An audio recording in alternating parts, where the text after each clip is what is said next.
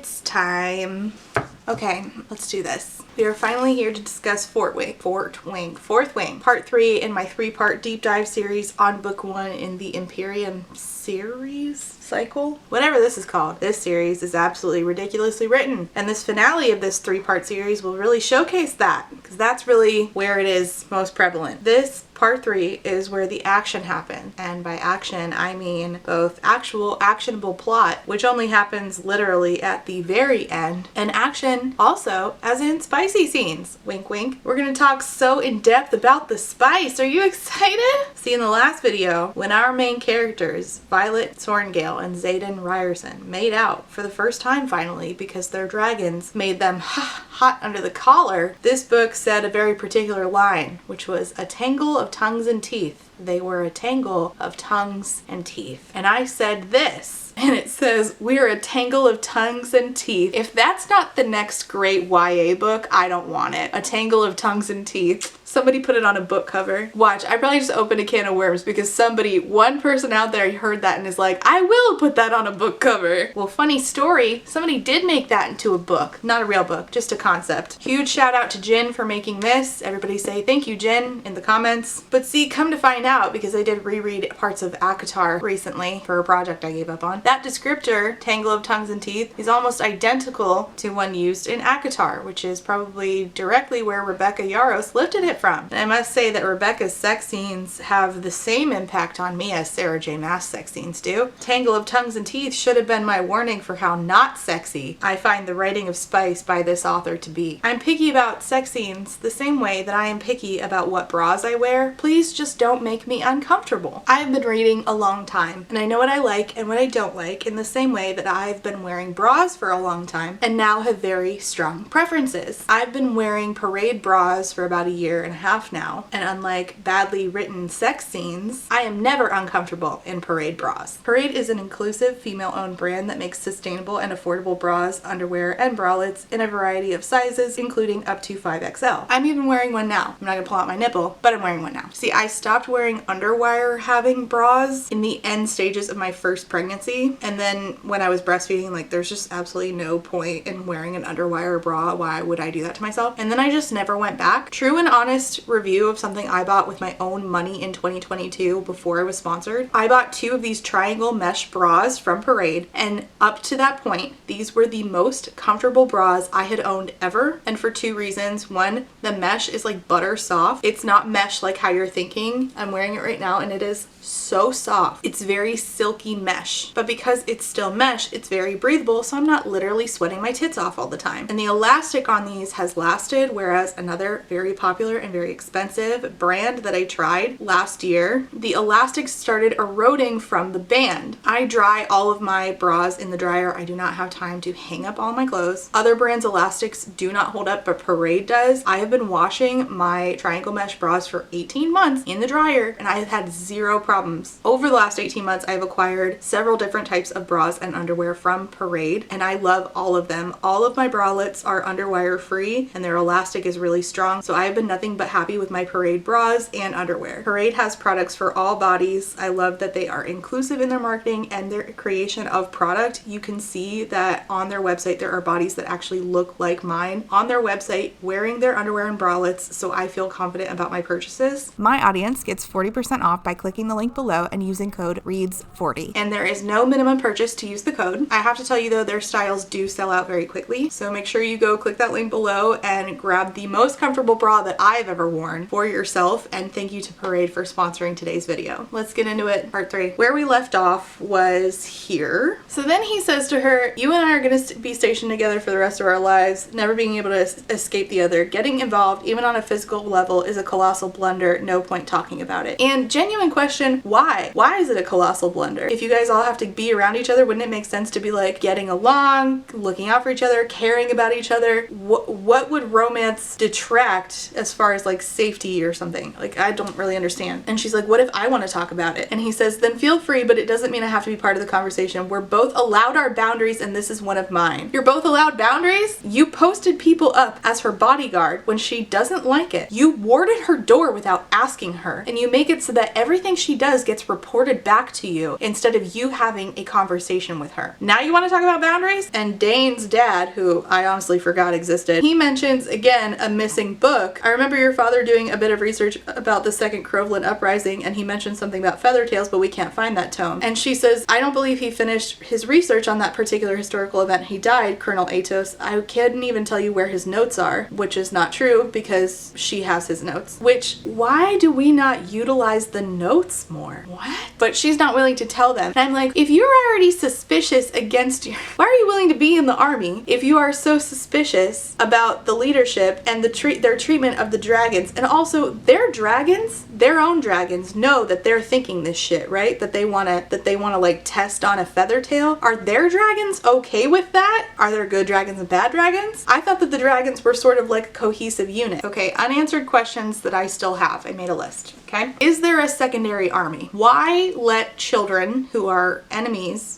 children, like, you know, the traitors, into a leadership role? Why allow them into the flying part of the army at all? Why not just relegate them to the infantry? Why does the military allow dragon riders to have unique uniforms and hair? Why is conformity only for the infantry? Why isn't uniformity important? Wouldn't that create bonds and efficacy in the wing by making you all sort of feel like you are the same? You are part of a unit, you have camaraderie. How has Violet literally never seen Xaden despite living at the military college for years and years of her life, and he has at least been there the last 3 years? She goes to a tree and climbs up it, one that she's very familiar with, and he just happens to be holding a meeting with other rebellion kids at the same time at this same tree. They've never run into each other before, ever? Why would this army, this country, allow liabilities into the war college at all? Like, Jack arrives and just shoves people off parapet. That doesn't make him a liability to the wing? Does that selfishness and inability to cooperate with others not make him a liability? As far as the religion, Violet in the beginning prays for calmness. Why doesn't she ever pray again? Why does she lift facts? There's no real good answer for this other than Rebecca can't figure out a way to info dump other than to have Violet list off facts. And this is supposed to make Violet appear smart, and yet when situations come up where Violet should be asking very basic questions, she just doesn't even think to ask them. It says that they send the best and brightest to be dragon riders, and then it says that they send also the rebellion kids. Why don't they send the best and brightest to a different job? You're willing to kill off your best and brightest? Why is the rules around when you can and cannot kill each other so arbitrary? You can't do it while you're asleep, but you can do it during sparring, except when you can't,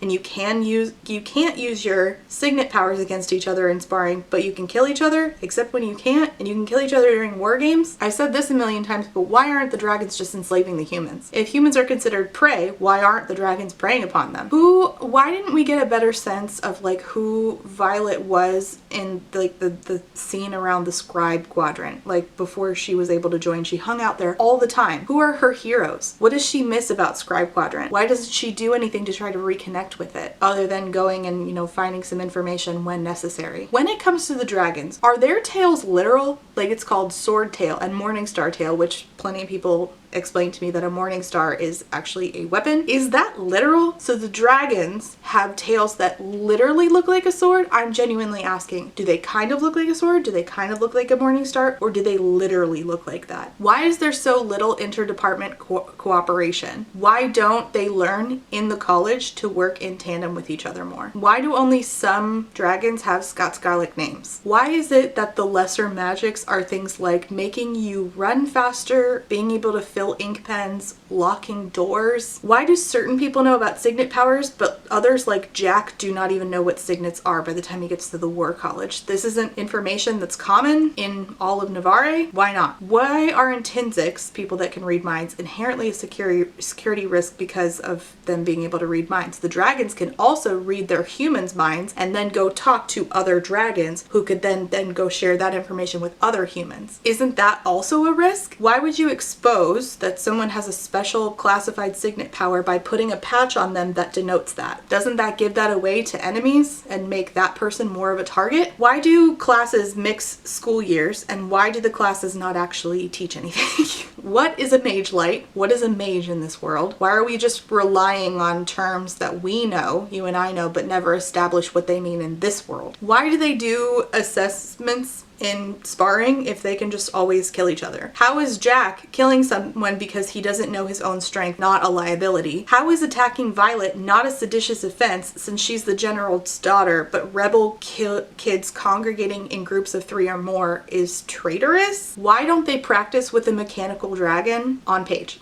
They have batteries in this world. You don't have a mechanical dragon? You have an American Ninja Warrior course. You don't have a mechanical dragon that we can practice on and see? And instead we're getting scene after scene of Violet talking about how her scalp is itchy because Xaden just entered her room again. But we don't have time for trying to learn how to ride a dragon before we get on a dragon to make it our best chance at staying alive? Why are the Feathertails among other dragons if Feathertails abhor violence? Do they learn to like violence? How? Why are orange dragons more unpredictable? What is it about them that makes them more unpredictable? What are the beliefs of this society as far as religion? And how does that interact with the dragons who think of the human gods as puny? How is it that no one saw Tyrn, Violet's big black dragon, huge black dragon, for the last 5 years if he is enormous and his mate has been stationed there for at least 3 years because Xaden and her bonded 3 years ago? And Tyrn and Scale, his mate, Xaden's dragon Scale, cannot be separated at least for more than 3 days, right? So if nobody has seen Tyrn in years before he shows up to bond with Violet, how is that possible if Scale, who he cannot be separated from,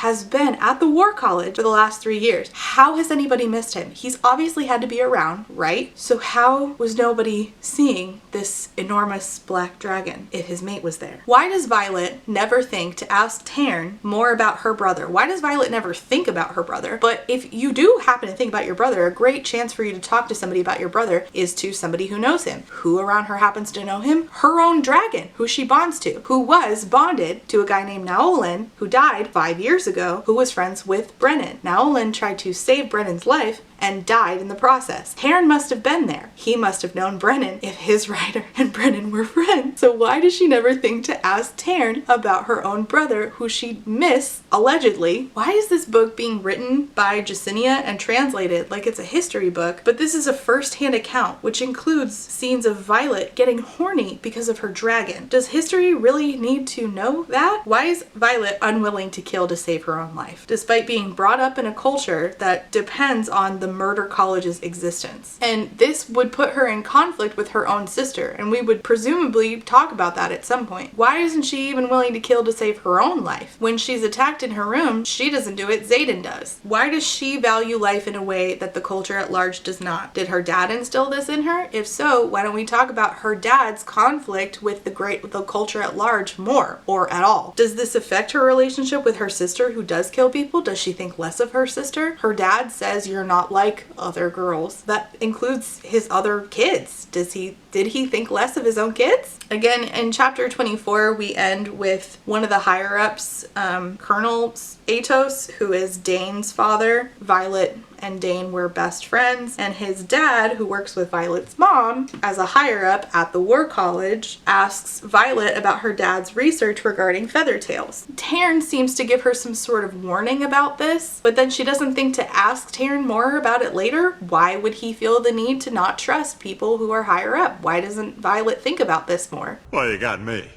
By all accounts, it doesn't make sense. So she tells Colonel Atos, I don't think that my dad finished his research on that, and I don't know where his notes are. Except she does know where his notes are. She's had them this whole time in secret. Before chapter 25 begins, it says, they're all watching. The commandant, the professors, the commanding officers, they're watching to see who will rise to the top. They're salivating to see who will fail. Page 77, the book of Brennan. Brennan is her brother. This is here to remind us that this empire makes no sense. So we're on chapter 25. The students are tasked with breaking into their own like school and stealing something. You are to break into your squads and accomplish a unique mission this evening without the leadership and instruction of your squad leaders. Your mission is simple: find and acquire by any means necessary the one thing that would be most advantageous to our enemies regarding the war effort. Leadership will serve as unbiased judges, and the winning squad will be awarded 60 points. So they are deciding what they should steal. Riddick says, what about a piece of weaponry? A crossbow would be deadly to any of our dragons in the hands of our enemies. And then Riddick also says, we could steal Colonel Panchak's underwear. Riddick is really frustrating because he seems like a lot younger despite being the same age as everybody else. I don't know, the humor here is lost on me. So Imogen says, what's the most useful thing to our enemy? And Liam says, information. Violet, what about stealing news missives from the archives, the ones that come in from the front? So Violet says the archives are locked and it's the kind of vault that even wielding isn't going to touch. The whole room is sealed up tight in case of fire. So they're figuring it out. They are trying to like decide like whose powers would be most advantageous, whose signet powers would be most advantageous in, you know, getting this thing and what they should get, like what information they should get. Rhiannon says, get up here and work it out, she orders, making it sure I know it's not a suggestion. So I don't understand why we do this so often. Let's actually count how many times I highlighted it. So this is 1. I don't understand ending with a period every single time. In order to emphasize, you don't really need to do that. It's also pretty redundant to do that with all the periods and then say she orders, making sure I know it's not a suggestion. That was implied by the periods, so we could just not.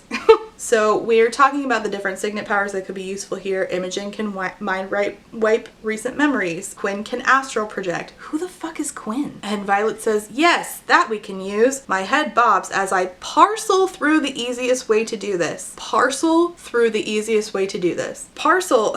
See, this is how I know that this wasn't fucking edited. Parcel and parse are 2 different words. 2 very different words. You don't parcel through something in your mind, you parse through it. So, okay, sure. And so they decide that they're going to break into her mother's office. They use astral projecting and, you know, different people's powers to get in there. They pass by a window and they notice that infantry is still out camping. Rhiannon says, must be nice to get a break. Scribes will go home for the summer. Healers get to spend their weekends on those mind-body health retreats, and the infantry might have to practice making and breaking camp in the snow through winter, but at least they spend those months around a campfire. I don't understand why it's like this. Well, you got me.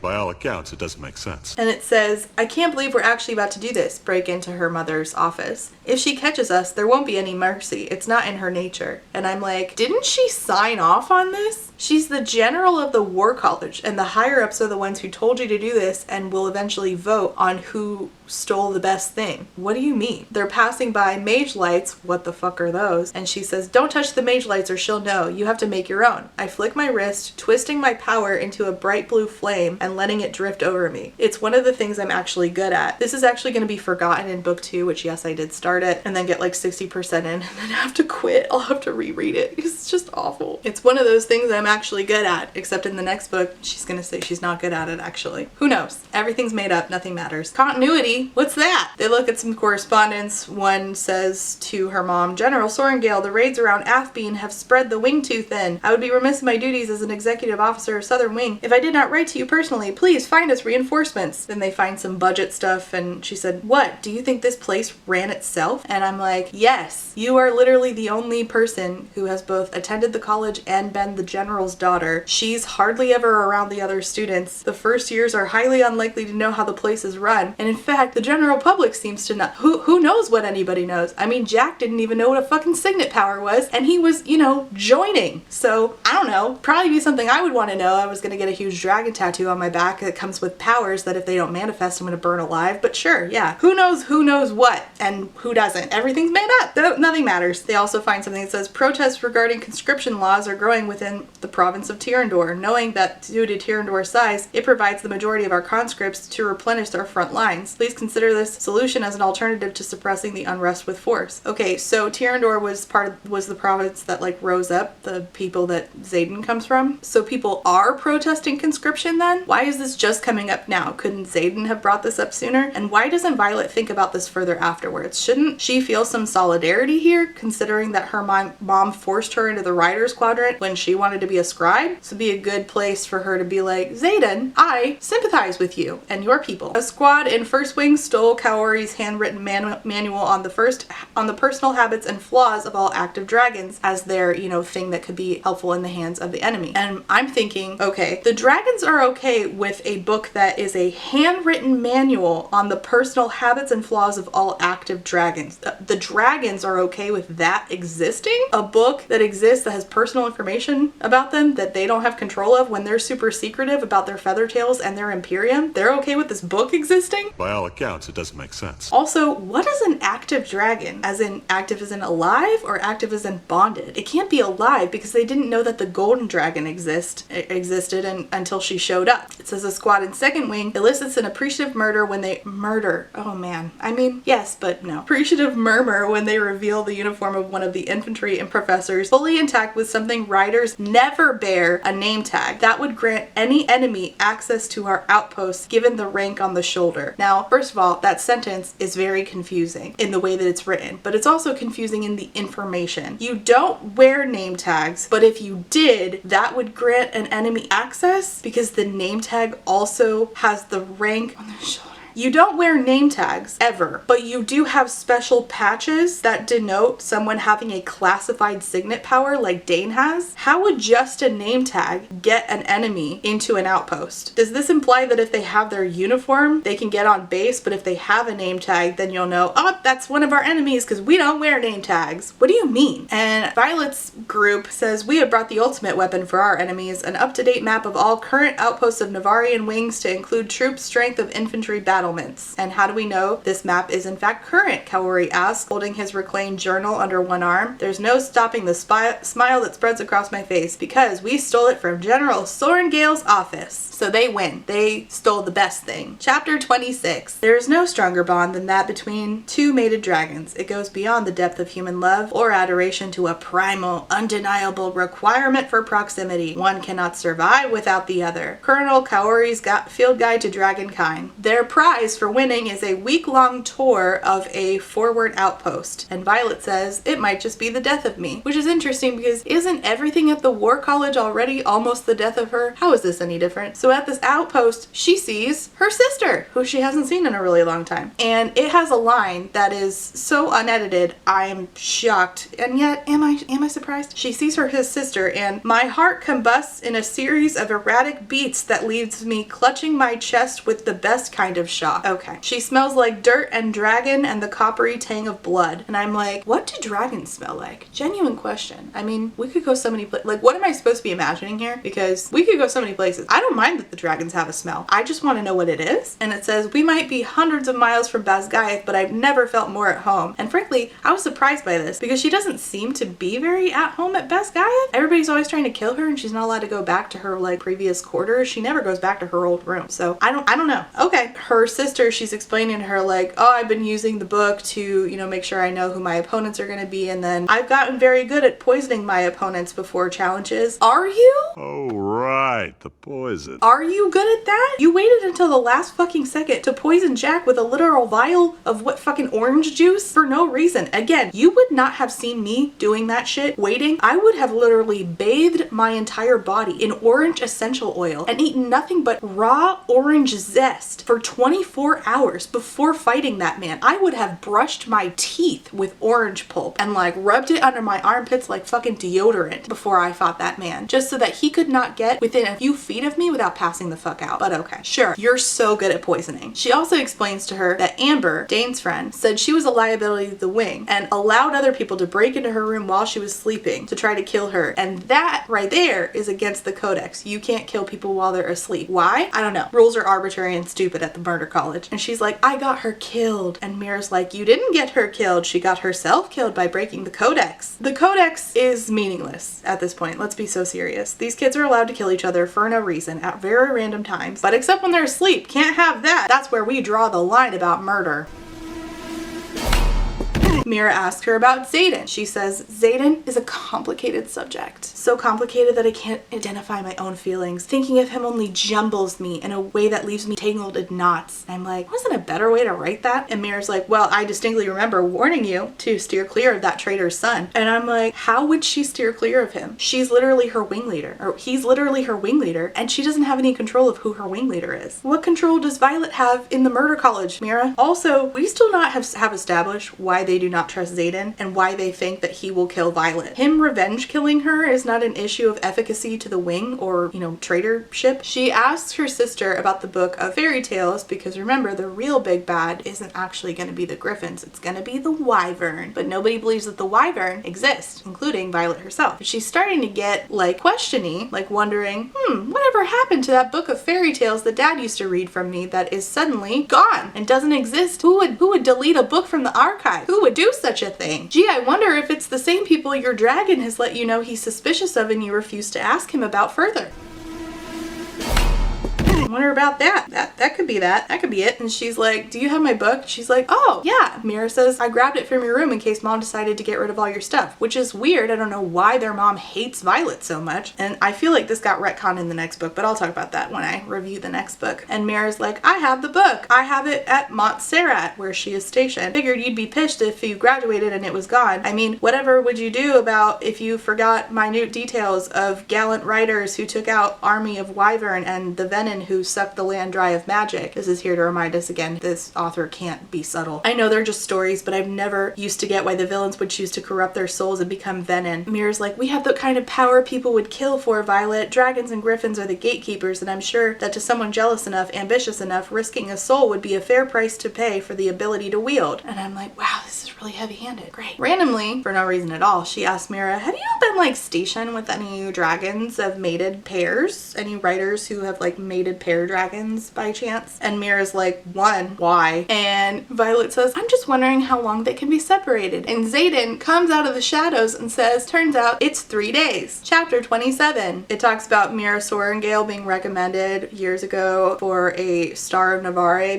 by a major because she was involved in the destruction of a battery behind enemy lines, which she's pretty well known for. It gets brought up in chapter 1. And I'm still confused about how there's batteries in this world. We have batteries, but we don't have guns. By all accounts, it doesn't make sense. All right. And of course, Xaden and Violet are in the same room again, so we have to hear about how hot he is for the 150,000th time. I can't keep my eyes to myself. There's a palpable energy in every room he enters, and it brushes over my skin like a caress each time our eyes meet. Shut up, shut up, shut up, shut up, shut up! Mira is teaching Violet's little ragtag group of dragon rodeo clowns in fourth wing. She's like, how many of you have been called out as third years? Asking how many third years have been called into battle. And Dane is like, that's not correct. We're never called into service until graduation. And it says, Xaden presses his lip in a tight line and nods, giving him a sarcastic thumbs up. Yeah, all right. Just wait until next year. I can't count on how many times we're the ones sitting in these very rooms in the Midland forts because their riders have been called to the front for an emergency. The color drains from Dane's face, and I'm fucking confused.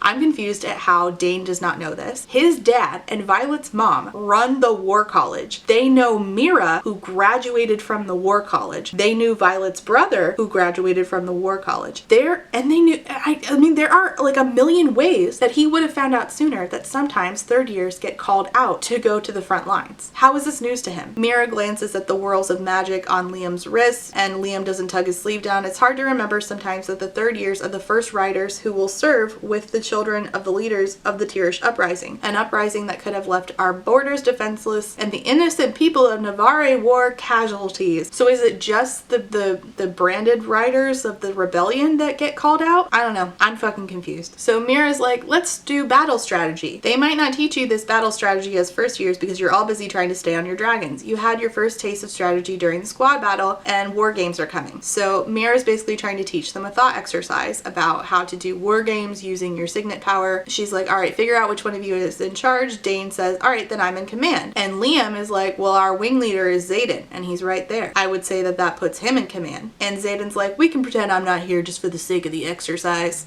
Cool. Awesome. Better idea. You actually leave and go to a different book that I don't have to read. And Violet's like, don't be a dick. And he says, you haven't even, sorry.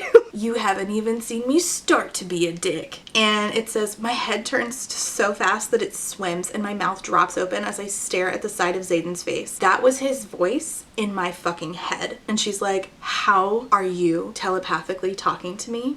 And she had previously talked to his dragon, so I don't know how she didn't think that this was going to happen. But it says, the same way you talk to Scale. We're all gloriously, annoyingly linked. This is just one of the perks. Though I'm starting to wish I tried it sooner. The look on your face is priceless. And she's like, is this normal with all mated pairs and their dragons? Or what? And their riders? For some, it's a great advantage in battle. Okay. All right. You know what? I'm not gonna go on a tangent for the sake of time. Well, time number 2 that we're doing the period after every word. Dane's like, you're the wing leader, Dane says. And he's like mad that Zayden's even there and that he's not in charge instead of Zayden, because he just hates Zayden for no fucking reason. Even though Zayden's never done shit. How this is enemies to lovers, I don't know. Because again, Zayden has literally never done shit. And he's like, why are you even here? Zayden, I hate you. You're not my real dad. No. I'm not gonna call him dad. Even if there's a fire! You're more than a whale that Scale and Taryn are mated. And Dane's like, 3 days? You couldn't make it 3 days? No, they couldn't. I don't know how you know so little about dragons, considering who your dad is, but okay. But then he says to Violet in her head, you never considered that it was you that I couldn't stay away from? He doesn't mean that. Not when he's still adamant that kissing me was a mistake. Hey, let's go. Whoa, no touchy.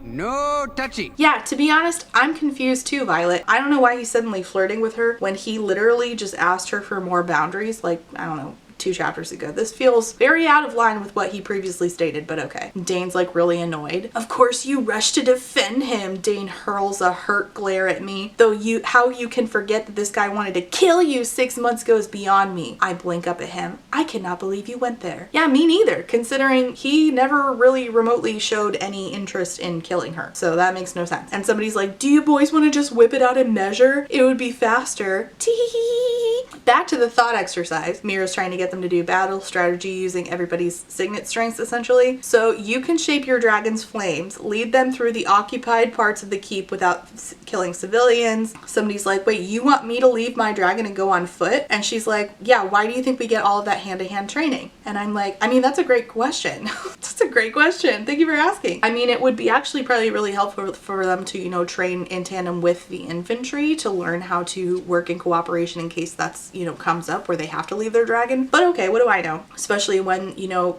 in their training, they can just kill each other. Which doesn't seem very efficient for not only the wing, but for the army at large. But everything's meaningless and the rules don't matter. Dane, like, refuses to say what his signet is or how it could help. And Dane's like, you know, keeping that to himself. And Violet's like, well, how has he gotten this far without telling anyone what his signet is? And I'm like, what do you mean? You know that the uppers do know what his signet is because he has the classified thing. So he just doesn't say to you all what his signet is. Why would he have to tell you? Of course, leadership knows and the students don't. What do you mean? And then it says again, what had Scale said about signets? It reflects who you are at the core of your being. It makes sense. Mira is protective and she's able to, like, you know, keep the wards up. Dane has to know everything so he can steal information out of your brain. And Zayden has secrets. And I'm like, okay, well, shadows and secrets are, okay. But what about intrinsics?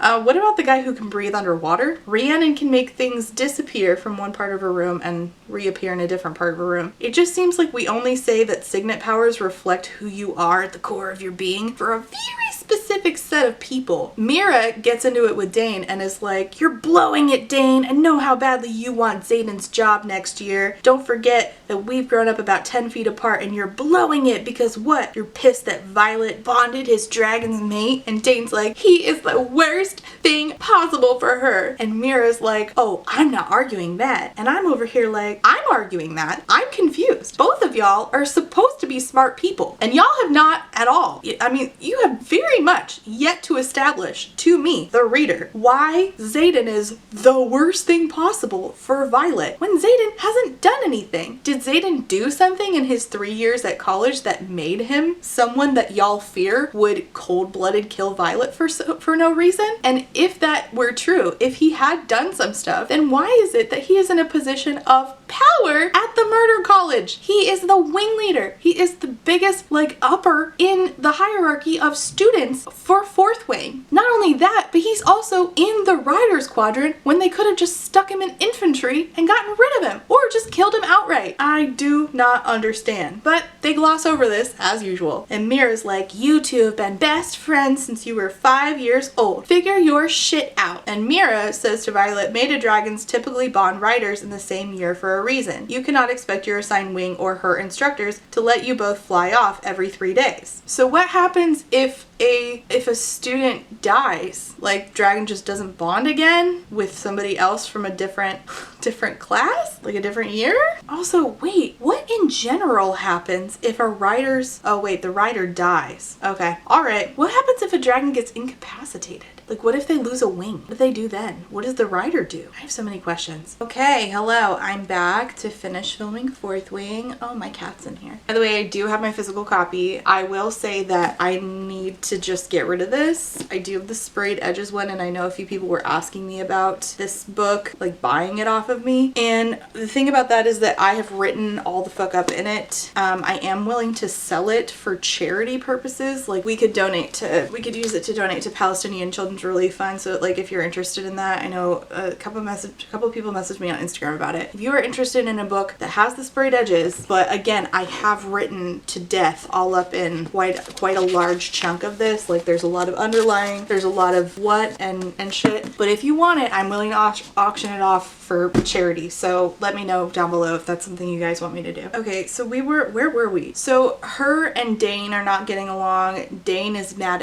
at Violet for, you know, even talking to Xaden. He hates Xaden. Xaden hates Dane because of jealousy reasons. Mira hates Xaden because of I don't know what. Violet is obsessed with Xaden for I don't know what. And Mira is mad at Dane for being mad at Violet. So this is great. Isn't this going great? Her sister, Mira, says to her, he might wield shadows, Violet, but give him his way and you'll become one. And I'm like, based on what? Did he make someone else a shadow of their former selves? She thinks these very specific things about him simply because his dad was the great betrayer. That's it? Is there anything else, or is this that shallow? Turns out I think it's just that shallow. Killing someone isn't the only way to destroy them. Keeping you from reaching your potential seems like a great path to the retribution he swore against our mother. And I'm like, wait, he swore retribution? Like, what did he say specifically though? Because he kind of just doesn't do anything. And how is he allowed to swear retribution? Isn't that kind of, you know, not efficient for being wing leader of the most powerful part of the military? I'm confused. Well, you got me.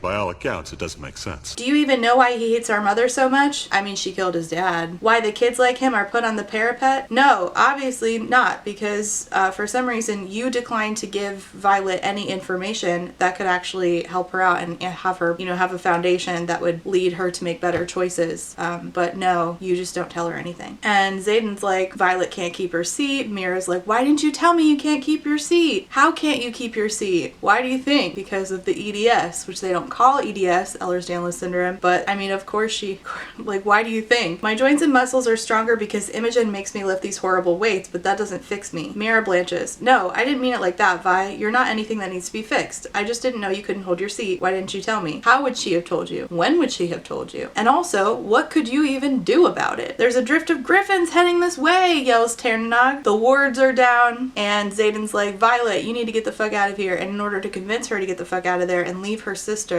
he kisses her. The kiss is reckless and consuming, and I give it my all, knowing it might be the last one. His tongue licks into my mouth. Yuck. Leave for me, Violet. I will hate you for this. Yeah, he nods, a flash of pure regret crossing his face as he draws away. I can live with that. Wow, Shadow Daddy. She like holds her arms out and Taryn comes and swoops and picks her up, which is objectively hilarious to imagine. And hundreds of feet below, a dozen griffins envelop the keep, so she's left to believe that her sister might be murdered by griffin riders. Did you forget that griffins were the enemy? I also forgot several times while reading this because they don't really get talked about. That's not the point in this book. Plot, stakes, what are you talking about? Chapter 28. I haven't slept well since the night my father left Orisha declared the secession. He's finally giving her some information about himself, and she says, that was more than 6 years ago. Yes, good job doing basic math, Violet. Good for you. It is somehow a concept to you that a person whose father was executed, they and then they themselves were forced into the murder college, that person does not sleep well. That surprises you. I don't understand. He starts to give her more information, like, my birthday was in March, and she says, oh, mine is in, and he says, July. And again, I'm like, oh no.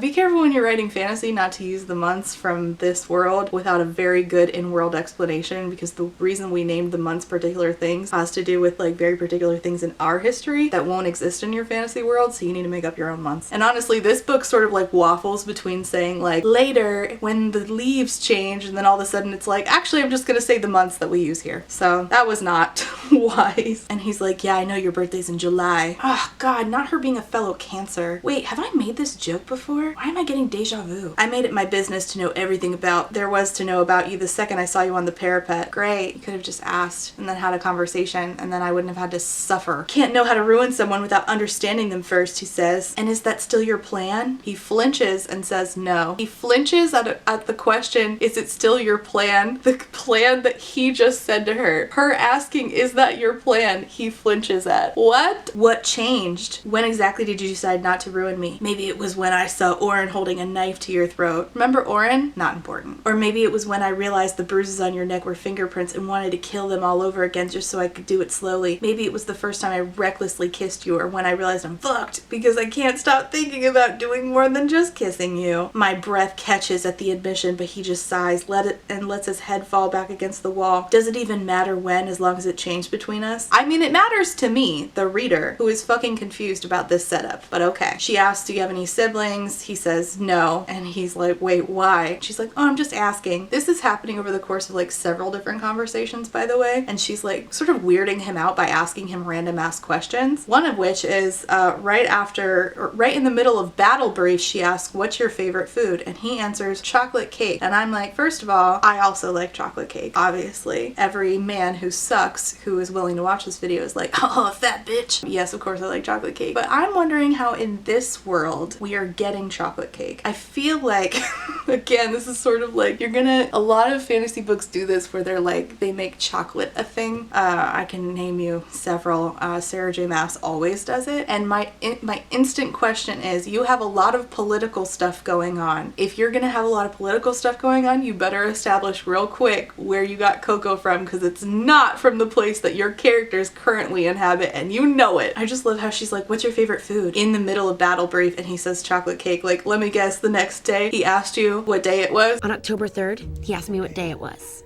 It's October 3rd. Her dragon, Taryn, gets annoyed with her for asking Xaden so many questions and says, are you pushing him for a reason? Can you give me one not to? And Taryn says, he cares for you. That's already enough for him, or already hard enough for him. And this would be a great time to start asking Taryn questions about Xaden, since they've obviously known each other for at least 3 years. But Violet never asks Taryn questions about anything, or even considers the idea of him being a literal wealth of information who she has a life bond with, who has a vested interest in answering those questions. Makes sense, sure. I can't stand any conversation that Riddick is a part of, because everything that character says sounds so childish. Somebody asks, why do you think it's writers wear black? Because it's badass, Riddick answers. So it's harder to see when we bleed, Imogen chimes in. These are things that I actively think that Rebecca thinks are like such a like boss writing move. Ugh. So in this chapter, Taryn shows up and is wearing a saddle. And I'm like, I mean, great, good. Why this isn't a normal thing is beyond me. Completely beyond me, actually. And Taryn says, I hear it's all the fashion. Actually, it says Taryn brags it's all the fashion. That's a saddle. Oh god, I'm having flashbacks to Raven Kennedy's Plated Prisoner series. If you know, you know. It looks way more comfortable than my dragon's bony spine, I'll tell you that. And Violet says, I can't use that. It's not allowed. I, at this point, am asking, by whom? Where is that stated? Why is it not allowed? Okay? These are basic questions you need to answer. But instead, what I get is more questions, because Taryn says, I decide what's allowed and what's not. Okay, if that's true, why did Violet just say it's not allowed? Why doesn't the Imperium just tell the humans, hey, we need to use saddles, problem solved? Xaden is the one that made this saddle for her, by the way. Since Violet can't save herself, Xaden is the one that comes to her rescue, because we need to give Xaden an opportunity to make him seem like a good person, when instead this could have been an opportunity for Violet to make herself something. But no, there's no rule that says a dragon can't modify their seat to save their rider. You've worked just as hard, if not harder, than every rider in this quadrant. Just because your body is built differently than the others doesn't mean you don't deserve to keep your seat. And if you don't use it, I'll take personal offense, considering I hadn't made it for you and just about got myself burned putting it on Taryn. And she's like, well, now everybody's gonna know I can't keep my seat without it. That right there is the most practical way for you to ride. It has straps across your thighs to buckle yourself once you're in, and theoretically, you should be able to change positions on long flights without unbuckling, since we built in a lap belt too. Look, there's no rule against it. I checked. Then why did she say it wasn't allowed? There has to have been something that made her feel that it's not allowed. Now, to say nobody does that, sure. It's never been done before, sure. But not allowed is a very different thing that has to have context behind it. Dane shows up and Xaden's like, do you have a problem with the saddle? And Dane says, no. Why would I have an issue with the saddle? I'm fine with whatever keeps Violet safe, if you haven't noticed. And I'm like, yes, you two could both bond over your paternalism. I hate it from both of you, personally. So Violet uses this saddle. It says, the wide straps dig into my thighs, holding me firmly in place, and my heart thunders as pure exhilaration hits as hard as the rush of wind against my face, and goggles as we dive and dive and dive. Hold on, goggles? Why would goggles be allowed, which helps you maintain you riding safely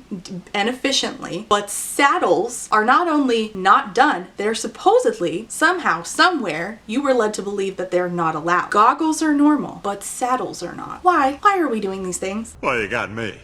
By all accounts, it doesn't make sense. And now it says, I've lived 20 years and never felt alive as I do in this moment. Taryn flares his wings, catching air, pulling out of the dive. Please remain seated and keep your arms and legs in at all times. These are the parts that I actually like. I do like How to Train Your Dragon, particularly as those movies went on, I got like more and more emotionally invested. There is a particular character that shows up. I really like how they have like a very strong connection with their dragon and they'll just like walk across it. And I felt that a little bit in this, like that, like, wow, you kind of feel like you're there. Kind of felt that in like little pieces of this, but not very much. I wish that that's what this book was. I wish that's what this was. Okay, so they go ahead and do war games. Now remember, Jack has been after her for some time and trying to kill her. They go off to do war games and Jack ends up attacking Liam, her friend. He stabs Liam, and what ends up happening is her dragons, because the golden dragon can stop time, she gets the golden dragon to stop time so she can catch Liam mid-air who's falling, and then with her power they save Liam. But then her other power through Taryn, because remember when you bond with the dragon you get a signet power, her signet power through Taryn has not manifested yet until right this moment when she goes to kill Jack, her bully. Basically the Draco Malfoy of this book. It says, the sizzle of magic grows to a lethal swirling vortex of energy. A scream rips from my throat just as lightning splits the sky with a terrifying crack of thunder.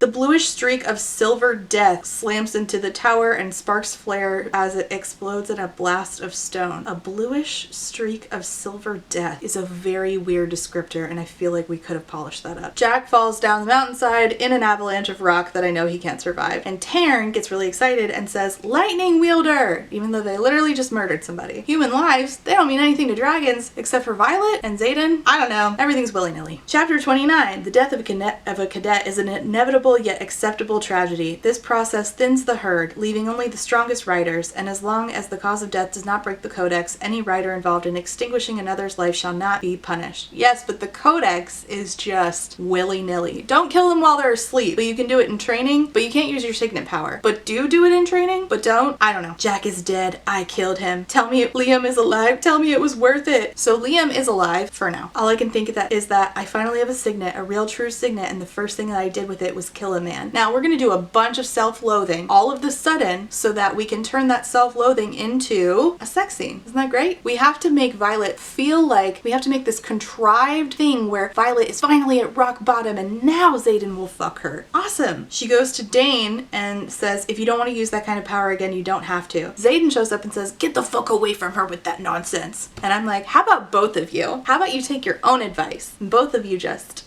Xaden pushes Dane's chest and tugs me out of his arms. Lightning. Your signet is lightning, isn't it? I thought so, but I wasn't sure until I saw you take that tower down. This is so shitty. This is just as shitty as what Dane just tried to do. Instead of either of you giving this young woman any agency, even giving her the idea she should have some agency. No. Both of you are like, I know what's best for you. Shut the literal fuck up. You're both terrible. This is the same complaint I have about Rhysand. If you know something important about something that they do not know. He knew her signet was lightning. You knew this information. You withheld that information because you think you know what's best for them, and you're not their parent, and they're not a minor. You're paternalistic, you're shitty, you're an asshole. You're a patronizing piece of shit. What you did will save countless others. He was nothing more than a bully and was only gonna get worse as he grew more powerful. Why didn't you guys report him? Why didn't you guys report him? If that's true, if he was going to get more shitty as he got more powerful and hurt a bunch of people, isn't he a threat to the wing? Why didn't you report him? It's all convoluted nonsense. His dragon will choose another rider. I'm glad he's dead. I'm glad you killed him. I didn't mean to. I was just so fucking mad, and we just caught Liam, and I thought my relic was backlashing finally. She thought that her power was not going to come in from Taryn and that she was going to die, so she was like, might as well take Jack down with me. I don't want this. Rhiannon can move objects through space and Dane has retrocognition. Hey, Dane snaps. And Xaden says, oh, you think I didn't know about your power already? And I'm like, hold the fuck on. Xaden knows that Dane has retrocognition, and he's not going to be in trouble for being a rebellion leader's kid, knowing classified information that he shouldn't have access to. This isn't a concern to them. He's not going to get interrogated about this, especially since they don't trust him, but then they do trust him enough to be in a position of power. Which is it? You don't have to use your power, Violet, Dane says. Stop fucking coddling her. Hey, that's 3 with the period after each word. How about you stop fucking coddling her? How about you stop? How about both of you get the fuck out? How about everybody leave and we have an empty book full of not nonsense? How about that? She's not a child. She's a full-grown human, a writer. Start treating her like one and at least have the decency to give her the truth. You think Melgren or any other general, to include her own mother, is gonna let her sit on a power like this? It's not like she can hide it. Not the way she just demolished one of the practice forts. And Dane says, you just wanted her to be like you, a cold-blooded killer. Soon you'll be telling her that it's alright, you'll get used to the killing. What are you referring to? Because it can't be the time he killed Oren and all them in Violet's room, because that was to save Violet. And Dane is all about anything that saves Violet's life. So that must mean that Xaden actually cold-bloodedly killed somebody, right? So whom? What is the context behind this? We don't know. It's not given. No idea. Violet feels bad that she can't tell Rhiannon that she actually has 2 signet powers. The stopping time because of the baby golden dragon is her other power. And Taryn, her black dragon, mind speaks to her and says, do not feel guilty that you cannot tell her. This secret belongs to dragonkind, not you. No one has the right to risk our hatchlings. I'm fucking confused. You are literally willing to work with an army who wants to experiment on them, and you don't say anything. I don't understand. You could incinerate any human. What the fuck?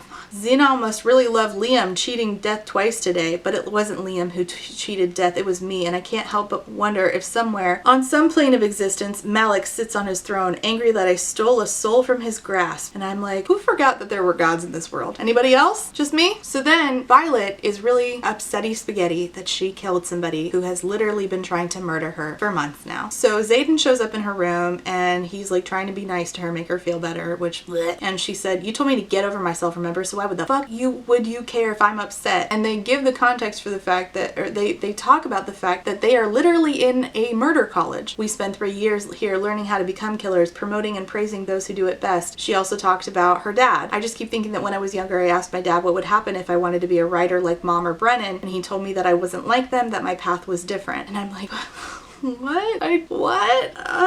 Okay. Signets are based on the rider just fueled by the dragon, which means that this has always been under the surface. Okay, explain the guy who can breathe underwater. Is he a fish enthusiast? Is he Mr. Limpet? What's going on? Just because you gained power today doesn't mean you lost agency. And I'm like, what do you care about her agency? You literally didn't tell her that she already had used her lightning power. She was sitting there thinking that she's gonna blow up, but she can't manifest her power. She already manifested it and you didn't tell her. That is so shitty. It is so shitty to withhold information just because you think you know better. And at the end of the chapter, he's like, if you need to rage, you can rage at me. Just do whatever you feel like you need to do to get this out of your system. And she's like, okay, and she kisses him. Chapter 30. Though not forbidden, cadets are strongly encouraged to not develop strong romantic attachments while studying the quadrant for the efficiency of the unit. Yeah, okay. I am doubtful that anything in the codex is actually written to promote efficiency in the unit. This isn't what you want. It's exactly what I want. You'll hate me in the morning. You don't really want this. Is that number 4? Stop telling me what I want. Actually, this is a good point. I'm glad she brought this up. I hate that it gets thrown away, but I'm glad she brought it up. Unless you don't want me. And he says, oh God, this is really where it just gets to be so stupid. Does this feel like I don't want you? He takes my hand and slides it between our bodies. My fingers curl around his length through his leather. I whimper with the pure want at the feel of how hard he is for me. I always fucking want you. I get anywhere near you and this is what happens. Instantly hard. Fucking hell, I can hardly breathe when you're around. And I'm like, you're just bricked up all the fucking time. You're eating breakfast, bricked up. You are in class, bricked up. Is this high school? Is this your first time ever being around a girl? What is going on? And then he says, if I really honestly get my hands on you, I don't know if I'll be able to stop. Sir, that is rapey. So, okay, no thank you. His fingers slide under my underwear and stroke my slickened core. I am dead inside. If I have to read the word slickened core ever again, I swear to God, it might damn us both, but I can't wait to feel you come around my cock. Oh my God. First of all, why would that damn you? Why would that damn you? My pulse skyrockets.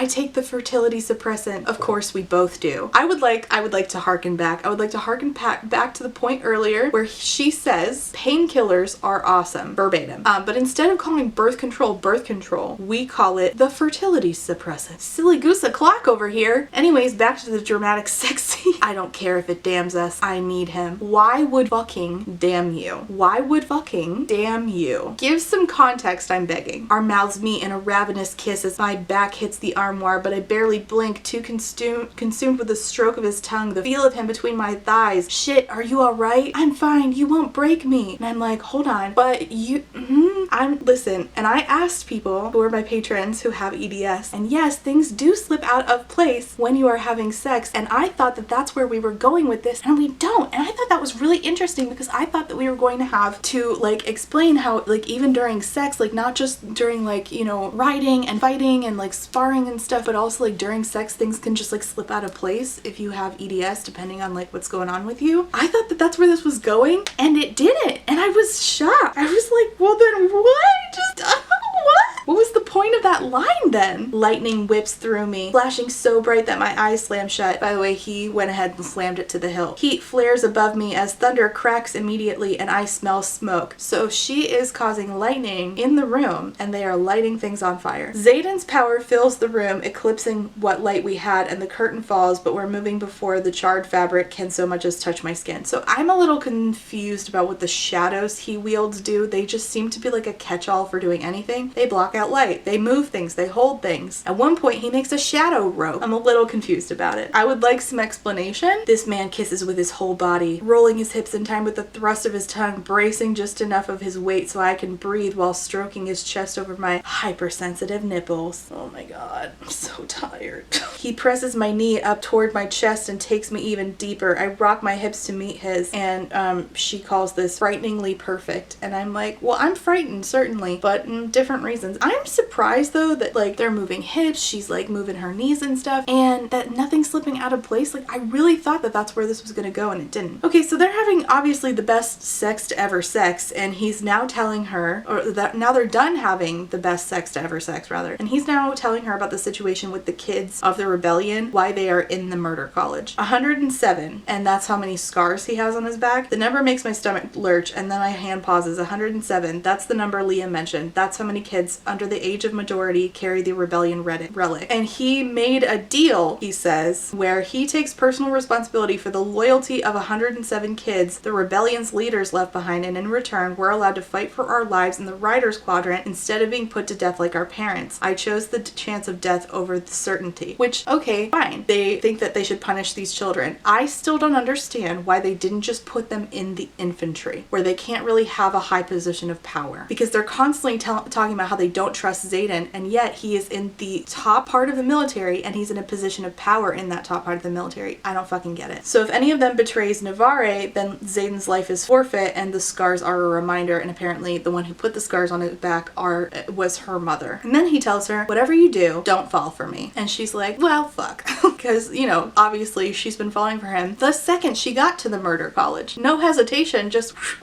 right over the parapet of her heart. And in the morning, she wakes up to a jar full of violets on her nightstand, which definitely screams, don't fall in love with me. So then she has to go do training with the scary guy who trains them with their signets. And Taryn says, I'll burn him alive before he takes a single step towards you, as if, you know, if the guy is going to do anything bad to her. And I'm like, so you could just kill anybody? You could just, could you just kill anybody then? Like, is that how this works? I'm genuinely asking. So Violet says, I was there the day you killed Jeremiah. His signet, which was mind reading, being an intrinsic, manifested and you snapped his neck like a twig in front of all of us. He says, it's widely known that intrinsics aren't allowed to live. She says, I don't understand why mind reading is a death sentence. He says, because knowledge is power. As a general's daughter, you should know that. We can't have someone walking around with unfettered access to classified material. They're a security risk to the entire kingdom. And she says, but Dane is alive. And he says, because Atos will be useful to them as long as they can keep him under their control. And I'm like, wait, you can't keep intensics under control? You've been doing this for how long and you guys don't have any sort of protocol for taking intensics? Like, I'm trying to think, like, if I were an evil empire and I knew that mind readers were a problem, instead of just immediately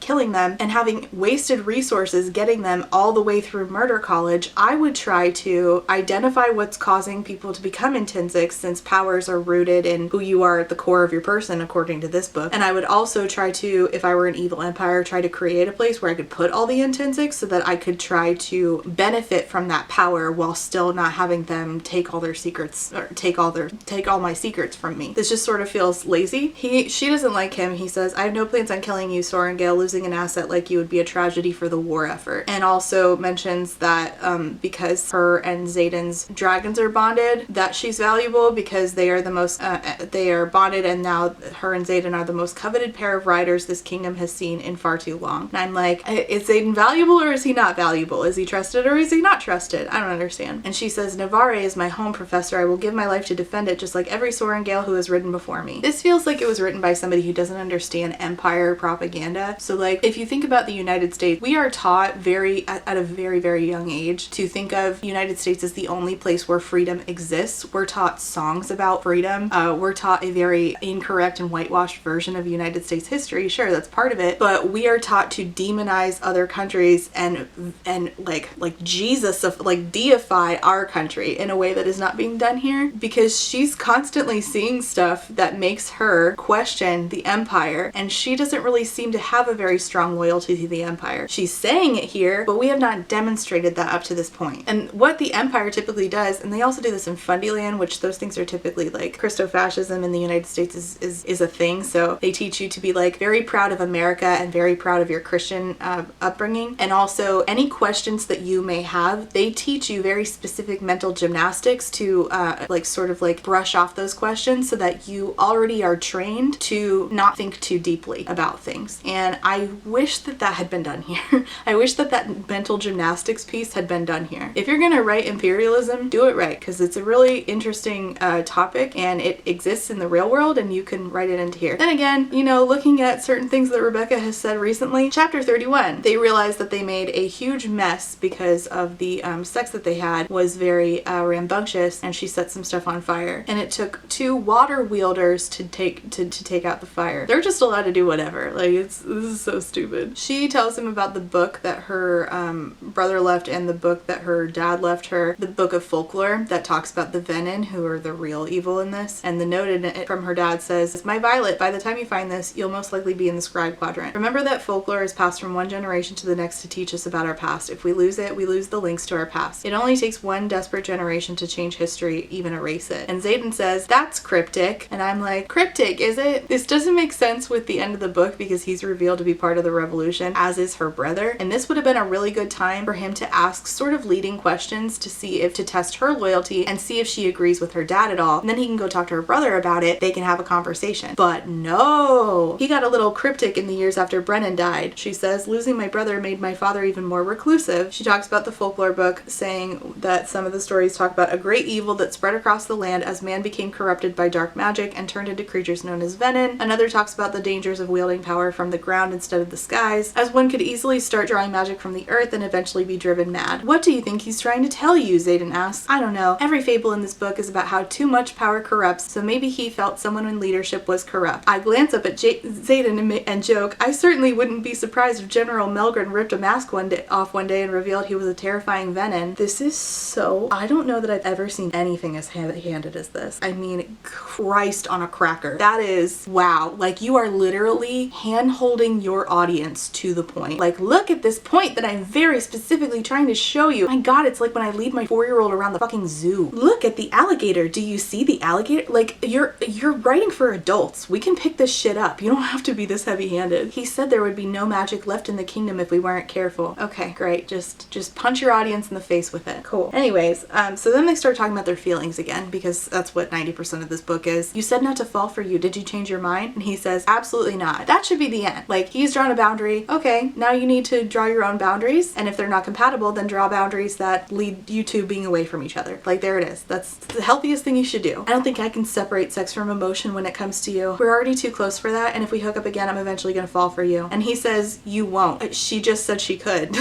Okay. You don't really know me. Not at my core. Well, yeah, duh. There's no way he would have designed that saddle, spent all that time training me to fight and fly if he didn't feel something. He's going to have to fight for this too, or it will never work. Why are you already asking him to fight for it? He just said no. You said your boundary is you can't have sex because you'll have feelings. He says he's only willing to have sex because he won't have feelings. Stop. I think it's best we agree this was just a one-time thing. So she says to him, so the next time I see you, I'll just act as cool as you are right now and pretend that I'm not remembering what it feels like to have you inside me. And then she gets mad at him and says, you don't get to tell me we can fuck but I can't fall for you. That's not fair. You can only respect what I choose to do, so we're not doing this again until I want to risk my heart. And then he says, I think that's for the best. I'm graduating soon. Who knows where I'll end up. And she thinks to herself, we're going to end up right here time and time again until he's willing to recognize what this is. He still hasn't admitted there's something between us. Ma'am, he said no. Let it go. Why are women characters written like this? I hate it. So then they're back in battle brief and it says, I feel a familiar prickle along my scalp. It's lice. Get checked. And I know Xaden has filed into the battle brief room. And randomly she's like, today marks 6 years since Brennan was killed. I'm like, oh, you remember you had a brother? That's weird. Most of the time you just forget. And then they have these two conversations going at once. One between her and Xaden in their head where he's like, there's no future for us. And then another conversation where they're actually listening to what's going on, like in battle brief. And they're trying to learn about, you know, like what to do. And the professor says, you've noticed that the graduating classes from the Riders Quadrant are diminishing every year, while the uptick in attacks has cost us another 7 riders and their dragons this year, haven't you? It takes at least a full company of infantry to make up for the loss of 1 rider. Hold on. So you're saying you're running low on forces and you're still letting them kill each other for no reason. Why? But again, simultaneously, they are having a conversation about their feelings and their lack of ability to decide on what to do because both of them want different things. And instead of just deciding to do nothing, she picks a fight with him and she's like, do you have feelings for somebody else? Is it Imogen? And he's like, for fuck's sake, violence. And I'm like, okay, well, I just say no and say, okay, my boundaries are, we can't catch feelings, so we're not going to sleep together anymore, and that's it, and goodbye. Like, but no, we have to be stupid and ridiculous. By the way, it mentions that 3rd years are taught to build wards, and I just feel like that's going to be important later, so I'm going to point that out. But I also wanted to point out something real quick. In this book in general, Violet, our main character, Violet, only feels things when a scene needs for her to feel them. There's no continuity of Violet dealing with things and going on a character arc. She only has feelings for Dane when the scene that Rebecca's trying to create needs for Xaden to feel jealous. She is only sad about Brennan if she, you know, needs a reason to like doubt the Empire in one particular scene. She's only sad that she killed somebody if she needs a reason to hate fuck Xaden. And I also feel like a similar thing happens with her EDS, where it only comes up in certain situations and not others, and that I don't feel like, I just don't feel like the continuity here is very good. Anyways, they're totally know that there is a reunification ceremony day and they're supposed to be in dress uniforms. So they go to this ceremony. Zayden's not there. She's there with Liam, and it says that King Tari is there. Did you forget that this country had a king? Me too. He only is present or mentioned twice. He's only present once. He's only mentioned one time. So isn't that stupid? I think so too. King Tari walks at my mother's side, and from the direction of his wide toothy smile, he's headed this way. A purple sash crosses his doublet, pinned to his chest by a dozen medals he's never won from 100 battlefields he's never stepped foot on. Your mother tells me you've bonded with not one but two exceptional dragons. From what her professors say, they've only seen a gift this powerful a few times in the last decade, in Brennan and the Ryerson boy. King Tari beams. It's good to have a Sorengale on lookout for us. You'll let us know if he decides to, oh, I don't know, start another war? So him and General Melgren are talking about Zayden because Zayden is not there. And I'm like, if y'all don't trust Zayden that much, why are you letting him in a position of power? Why even let him live? And General Melgren, who is made out to be the most mustache twirly, like evil for the sake of being evil villain, yet has a dragon, and the dragon obviously has a connection to the Imperium, so does his dragon disagree with Terran and the rest of the dragons? I don't know, it's not explained. Melgren is fully capable of seeing the outcome of any such absurdity. So he's talking about if Zayden decided to, basically what happened is that Zayden and company cannot be together in groups of, I think, 3 or more, because if so, Melgren can't see whatever they're planning. So they have to be in groups of less than that. That is the most convoluted, oh my gosh, because Melgren can see the outcome of any battle, but what constitutes a battle is never described. So anything that Zayden and company plan is a battle, so that's why they're only allowed to be in groups of 2, but that's not really going to prevent, and like battles, like I don't, revolutions are not just battles, it just, this is so unexplained. And like they're being rude to Liam because Liam is a rebellion leader kid who is still alive, and he has the mark of the rebellion, and they, you know, they look at him like he's a piece of shit. Chapter 32. Chapter begins with an excerpt from what happened in the past. As for the 107 innocents, the children of the executed officers, they now carry what shall be known as the rebellion relic, transferred by the dragon who carried out the king's justice, and to show the mercy of our great king, they will all be conscripted into the prestigious riders quadrant at Basgiath, so they may prove their loyalty to our kingdom with their service or with their death. Again, why they couldn't just put them in infantry, I'll never know. She goes to find Zayden. He's sitting on the parapet, and she realizes she's in love with him, which I think we all knew from, I don't know, page 4. You're forgetting that I wield shadows violence. I'm just as safe out here as I am in the courtyard. Or are you going to wield lightning to break your fall? Because he's like, you need to go back because you're going to fall. And she's like, well, you could fall. And he's like, no, my shadows could catch me. I'm like, what? What are the limits of this? And he's like, by the way, no, I'm not fucking Imogen. Imogen has a thing for Garrick. When I originally read this scene, I thought it said that Imogen had a thing for Violet. I was wrong. It said she has a thing for Garrick. Somebody in my comments got real mad at me for getting that incorrect. Sorry. So Imogen has a thing for Garrick. Okay? Glad we cleared that up. And so they decide, you know what? We have feelings for each other after all. We're both going to get rid of our boundaries and just be together. He says, I can't make any promises, Violence, but I'm tired of fighting it.